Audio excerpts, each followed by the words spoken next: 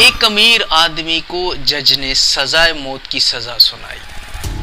جج یہ بھی سمجھتا تھا کہ یہ امیر اتنا ہے کہ اگر اس کو شہر کے جیل میں رکھا گیا تو یہ پورے شہر کو خرید سکتا تھا، تو جیل تو اس کے لیے ایک معمولی سی بات تھی۔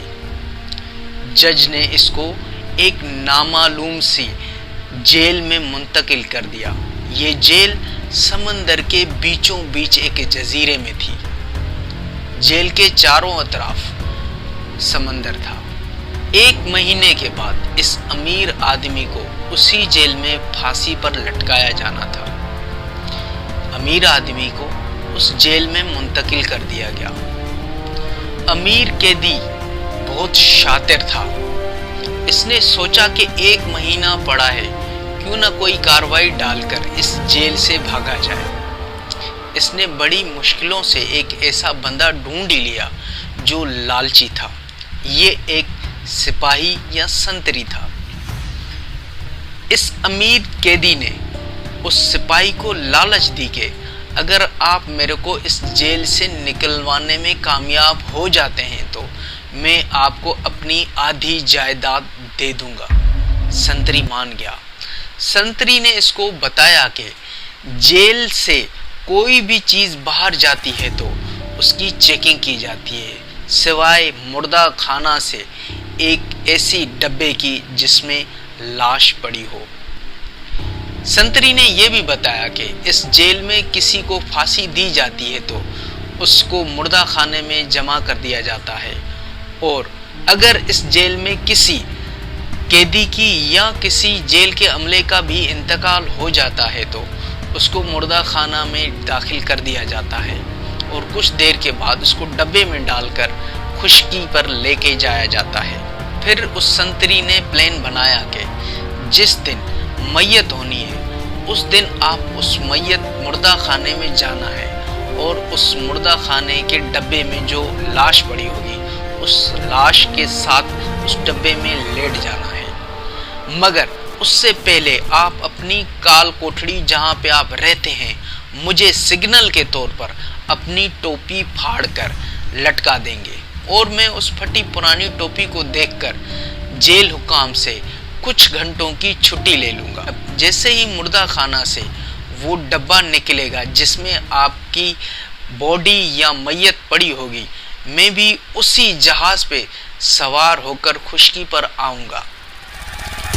جس جگہ خشکی پر اس میت کو دفنایا جائے گا میں اس جگہ کو دیکھ لوں گا۔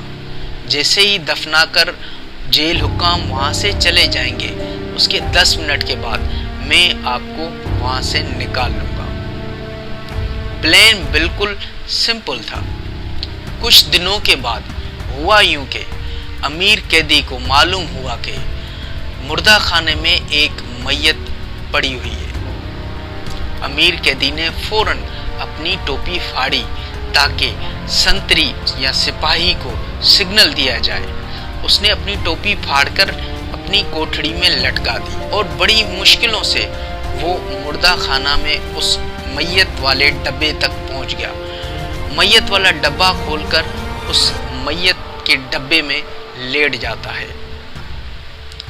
ابھی اس ڈبے میں لیٹا ہی ہوا ہوتا ہے تو سوچتا ہے کہ پلان تو بہت خطرناک ہے، مگر میرے کو ویسے بھی پھانسی ہونے والی ہے، اس سے اچھا ہے کہ میں چانس لے ہی لوں۔